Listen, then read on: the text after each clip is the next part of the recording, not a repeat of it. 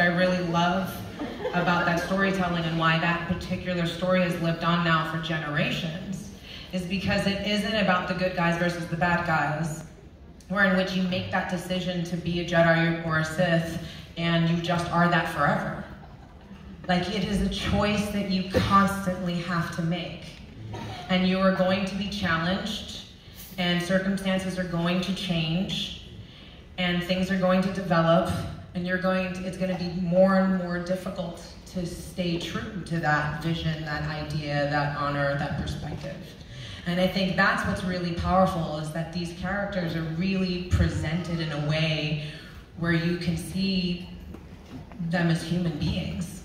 And so as much as you might want to look at, well, Purdue Pharma, and that means all pharmaceutical companies, or it means all of the FDA, every single person, it's like, no, every single one of the doctors, the addicts, we want you to see them as people because they are. Right. Every single person who works in government is a person. So who you vote for, who they are, what you support, how you vote with your dollar, your attention, your time, your actual ballot, makes a difference and an impact and helps to move people. And you see these folks over the years and the opportunities that they have, that they can make a difference, and they go one way or the other according to the circumstances and the situations and the ideals and the stigmas and all the things and pressures that make them think they're making the right decision in that moment.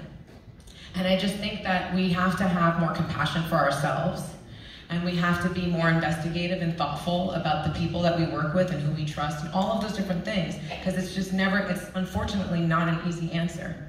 We're not just all fucked, because we're all here and we're alive and we have an opportunity. Sorry, I said F's, I'm so sorry. No, but I think, but we all have an opportunity right now to make better among ourselves. It could be the difference between calling your son as an addict and you haven't spoken to in 5 years and making that decision.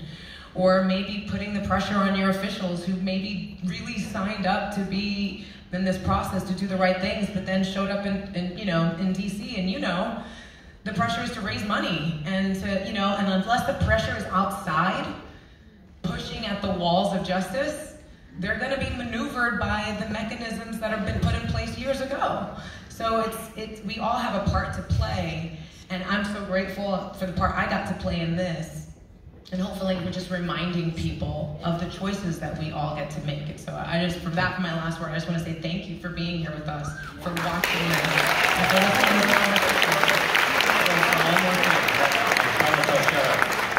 I think everyone here will agree, we've done a bunch of these. This is the most elevated of all of them for me. This is, one reason is the moderator. And I'll tell you, and if you want to know why, Google her mom and dad, and you'll go, that's where that comes from, dude. That's what those folks did back then. We're very grateful that you came and did this, so thank you so much. And as I said when I came out here, each of these characters, and I hope everybody here watches all of the episodes, because the arcs for each of these characters, they're so beautifully written. And you're right, they all are imbued with empathy, and they're complex, and each of them, you root for them, you're mad at them, and so each of them kind of are stories unto themselves, and as we all are, right? We're all deeply flawed, deeply complex, and deeply human, and I think this is one of the best series, as I said, that I've ever seen, and I loved being able to watch it with my son and being able to, my daughter who's here said I left her halfway through because I couldn't stop and she had to do something else, so we zipped right through. But I think these are so important because it does make us think, and it does do something that the news business doesn't do.